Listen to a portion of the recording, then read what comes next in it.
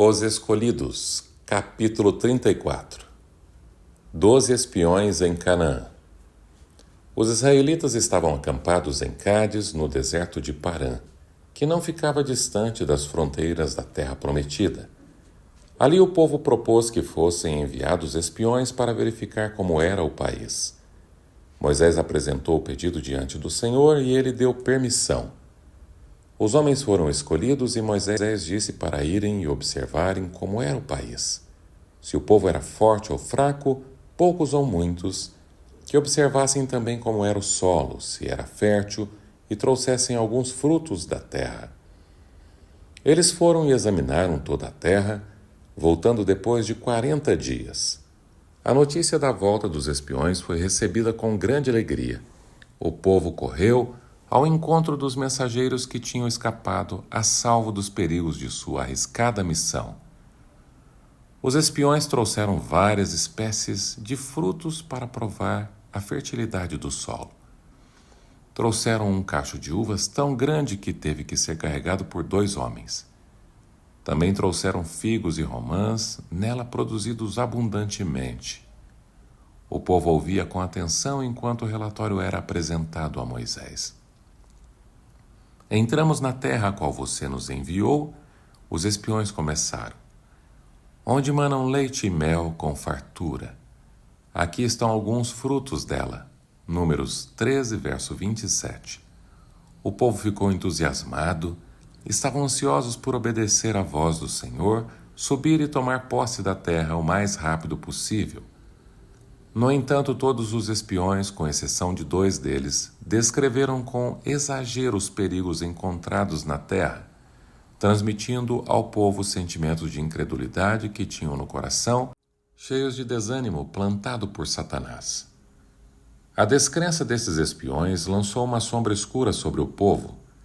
O extraordinário poder de Deus, tantas vezes demonstrado em favor da nação escolhida, foi esquecido. O povo não parou de pensar na forma maravilhosa que o Senhor havia usado para libertar-os de seus opressores, como ele abrira o caminho através do mar e destruíra os exércitos inimigos de Faraó que os perseguiam. Deixaram Deus fora da questão como se tivessem que depender somente do poder humano. Em sua descrença, eles repetiram o erro já cometido antes, quando murmuraram contra Moisés e Arão. É esse, então, o fim de todas as nossas grandes esperanças? Diziam eles. Acusaram seus líderes de enganar o povo e trazer grande angústia sobre Israel. Lamentos de agonia se ergueram em meio às vozes do povo que murmurava confuso. Mantendo-se em defesa da palavra de Deus com coragem, Caleb fez tudo o que estava ao seu alcance para desfazer a má influência de seus companheiros infiéis. Ele não disse nada contra o que os outros disseram. Os muros eram altos e os cananeus muito fortes. Apenas fez o povo lembrar que Deus havia prometido a terra a Israel. E disse: subamos e tomemos posse da terra, insistiu Caleb. É certo que venceremos. Números 13, verso 30. Os 10 o interromperam e começaram a descrever os obstáculos. Não podemos atacar aquele povo, disseram. É mais forte do que nós. Todos os que vimos são de grande altura. Parecíamos gafanhotos. Números 13, 31 a 33. Revolta e motim declarado. Ao acolherem o caminho errado, esses homens se opuseram com muita teimosia não apenas a Caleb e Josué, mas a Moisés e ao próprio Deus. Eles distorceram a verdade para manter sua má influência. É uma terra que devora os que nela vivem, disseram. Essa informação não era apenas negativa, mas mentirosa. Os espiões disseram que o país era frutífero e que o povo era de grande estatura, o que seria impossível se o clima fosse realmente tão ruim que devorava os moradores. Revolta e motim declarado foram os resultados imediatos. O povo parecia ter perdido a razão. Amaldiçoaram a Moisés e Arão, esquecendo-se de que o anjo da presença de Deus, encoberto pela coluna de nuvem, estava testemunhando toda aquela demonstração terrível de ira. Não demorou muito e os sentimentos se voltaram contra Deus. Por que o Senhor está nos trazendo para esta terra? Só para nos deixar cair a espada? Nossas mulheres e nossos filhos serão tomados como despojo da guerra. E disseram uns aos outros: escolheremos um chefe e voltaremos para o Egito. Números 14, verso 3 e verso 4. Assim eles estavam acusando não somente Moisés, mas o próprio Deus de os enganar, prometendo uma terra que não conseguiriam conquistar. Calebe e Josué tentaram acalmar o tumulto, correram para o meio do povo e suas vozes penetrantes foram ouvidas acima da tempestade de reclamações cheias de revolta. A terra que percorremos em missão de reconhecimento é excelente. Se o Senhor se agradar de nós, Ele nos fará entrar nessa terra, onde manam leite e mel com fartura, e dará a nós. Somente não sejam rebeldes contra o Senhor, e não tenham medo do povo da terra, pois nós os devoraremos, como se fossem pão. A proteção deles se foi, mas o Senhor está conosco. Não tenham medo deles. Números 14, versos 7 a 9. Pela aliança com Deus, a terra estava garantida a Israel. O relatório falso dado pelos espiões infiéis foi aceito. Todo o povo foi enganado. Os traidores tinham feito a sua obra. Se fossem apenas os 2 homens que trouxessem as más notícias e os outros 10 os animassem a possuir a terra em nome do Senhor, o povo teria aceitado o conselho dos 2 e não dos outros 10, por causa da sua perversa incredulidade. Em sua rebelião, o povo quis apedrejar Calebe e Josué.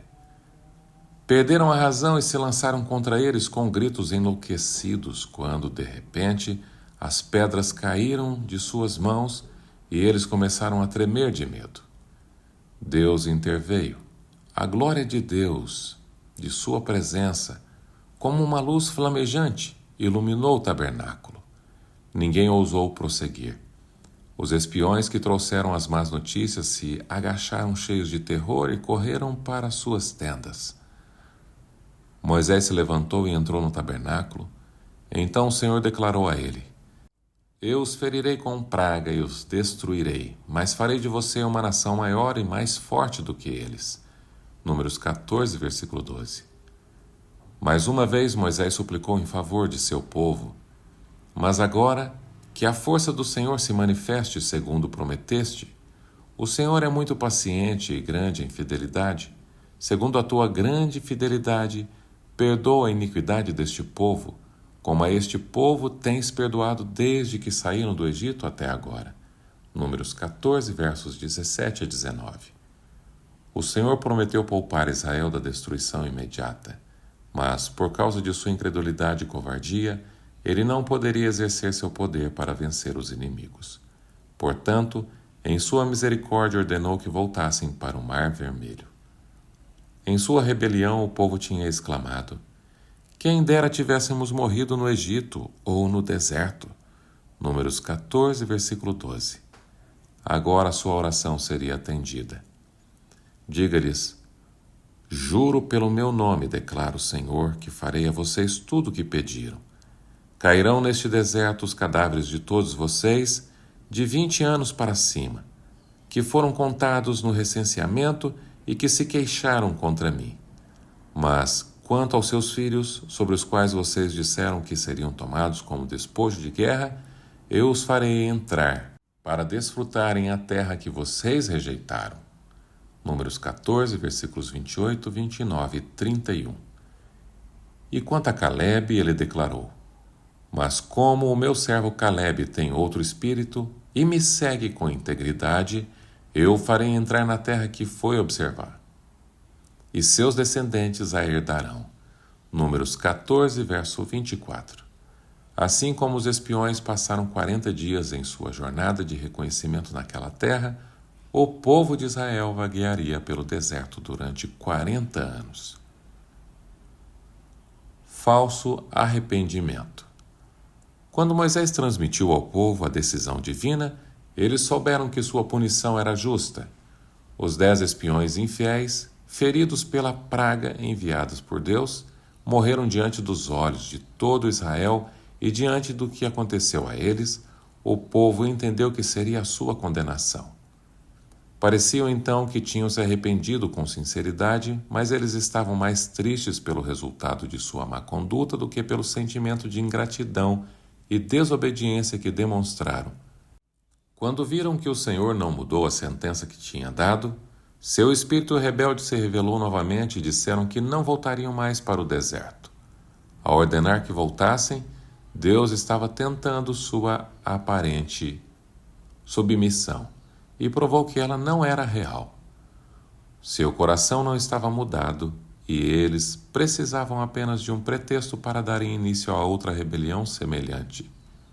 Se tivessem ficado sinceramente tristes pelo pecado no momento em que ele lhes foi apontado, a sentença não teria sido pronunciada, mas eles ficaram tristes apenas pelo castigo que receberam.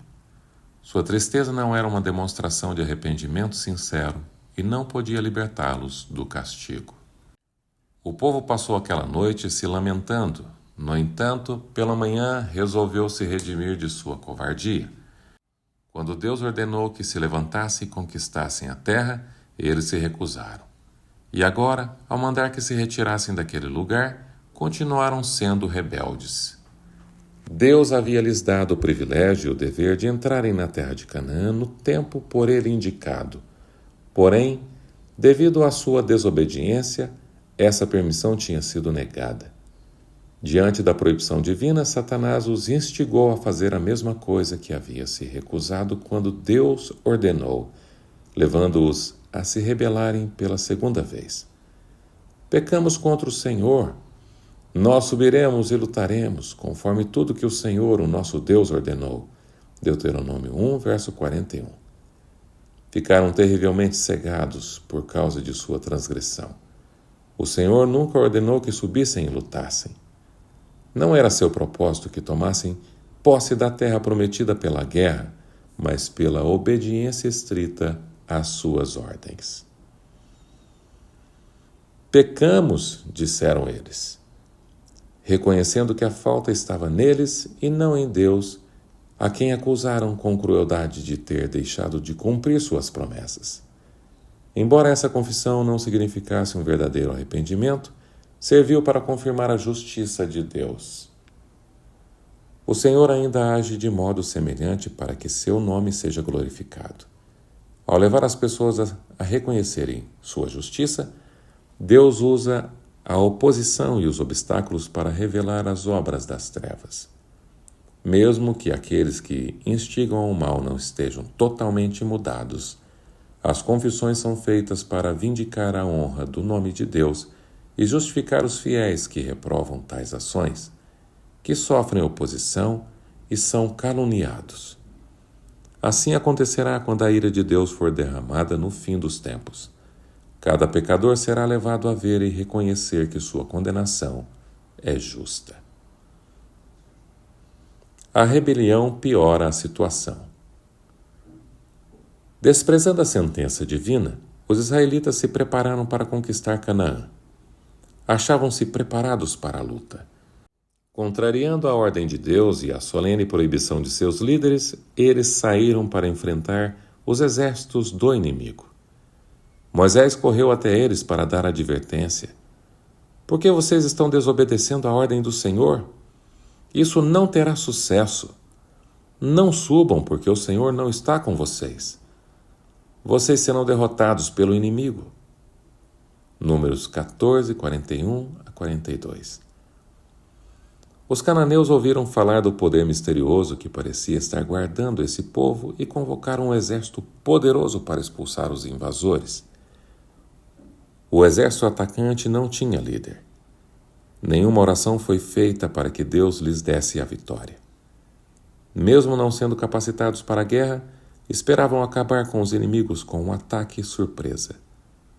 Presunçosamente desafiaram o inimigo que não ousou atacá-los. Os cananeus se reuniram em um planalto rochoso, onde se poderia chegar apenas por meio de desfiladeiros perigosos e subidas íngremes. O número imenso de hebreus apenas tornou a derrota mais terrível.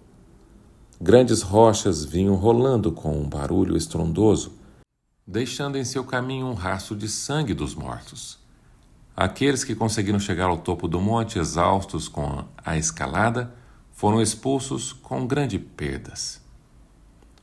O exército de Israel foi completamente derrotado.